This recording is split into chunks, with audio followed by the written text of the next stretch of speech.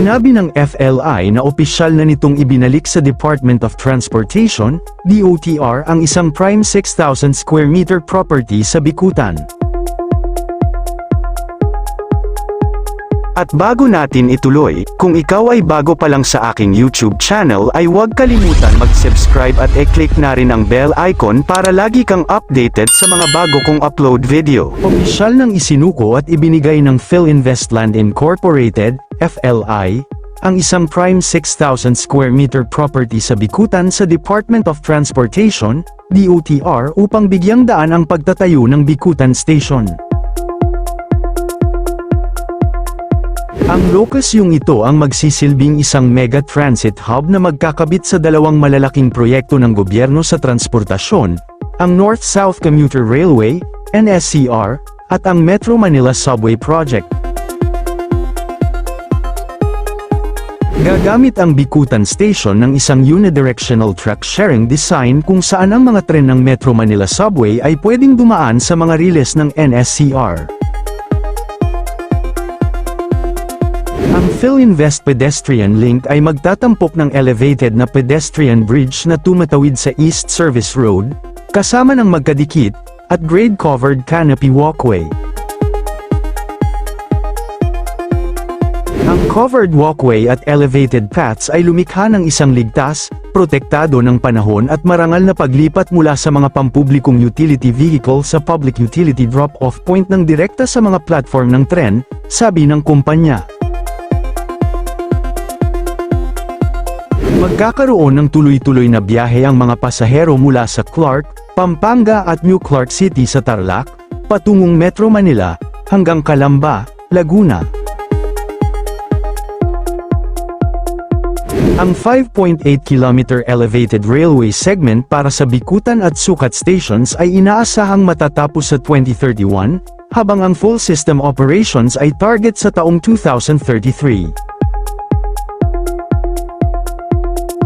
Inaasahang makakagawa ang proyekto ng humigit kumulang 350,000 direct at indirect job ng konstruksyon at operasyon, pagdating ng 2033, kaya nitong magsilbi sa 1,000,000 pasahero kada araw.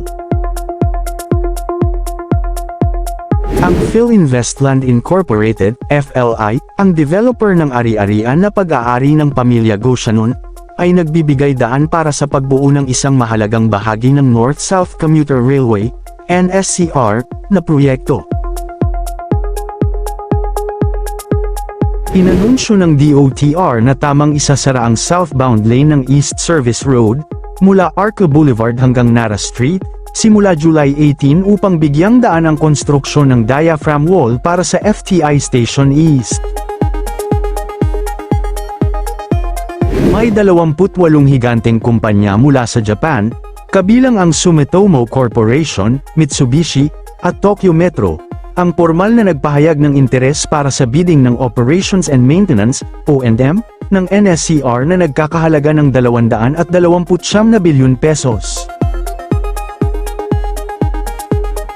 Umabot na sa 70% ang right-of-way acquisition sa Angeles, Pampanga segment, patuloy ang mabilis na pagtatayo ng mga viaduct at istasyon sa Clark at Angeles, samantala, ang Malolo Station ay malapit na ring matapos.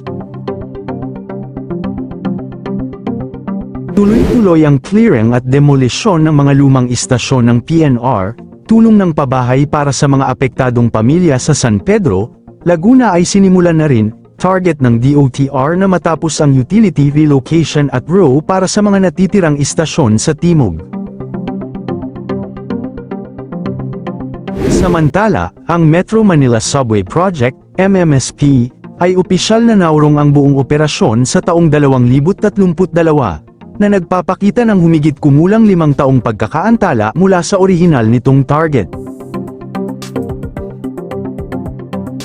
Bagamat may mga naunang plano para sa mas maagang partial operations, kasalukuyang tinitingnan ng Department of Transportation, DOTR na magsagawa ng isang demo run sa unang bahagi ng 2028 para sa unang bahagi nito mula East Valenzuela hanggang Quirino Avenue. Ang pagkuha ng mga pribadong lupain para sa mga istasyon at daanan ng tren ang naging pinakamalaking hadlang.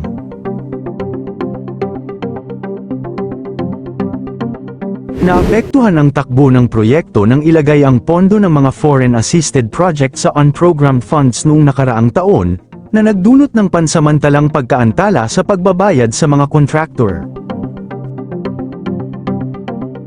Target E-Award ang 179 na bilyong pesos Public-Private Partnership, PPP, contract para sa operasyon at maintenance ng subway sa ikatlong kwarter ng 2027. Ang Metro Manila Subway Project, MMSP, ay ang kauna-unahang underground railway system sa Pilipinas. Ang 33 kilometrong linya ay mag-uugnay sa Valenzuela City at Bicutan sa Parañaque, na may spur line patungong Ninoy Aquino International Airport, NAIA, Terminal 3. Malaki ang ibabawas sa oras ng biyahe. Ang biyahe mula Valenzuela hanggang Bicutan, Parañaque ay tatagal na lamang ng 41 minuto, at 46 na minuto naman papuntang NAIA mula Valenzuela.